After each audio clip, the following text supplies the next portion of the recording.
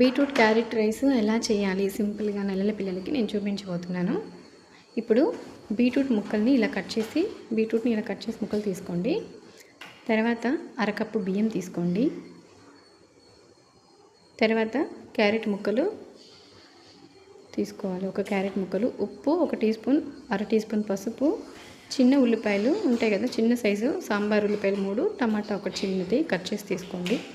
ఇప్పుడు pressure cooker తీసుకొని అందులోకి బియ్యం వేసి కడిగి శుభ్రంగా 2 సార్లు పెట్టుకొని అందులోకి బీట్రూటు, క్యారెట్, టమాటాలు, ఉల్లిపాయలు ముక్కలు వేసుకొని ఉప్పు కొద్దిగా పసుపు వేసుకొని 2 గ్లాసులు నీళ్ళు పోసుకొని మూత పెట్టి బాగా ఉడికించుకోవడమే. ఇప్పుడు ఇది వచ్చేసి ఒక 8 విజిల్స్ వరకు ఉడికించుకోండి. బాగా ఉడుకుతుంది అంతే. చాలా simple, easy and tasty also. కొద్దిగా పేస్ట్ చేసి పెట్టండి పిల్లలకి.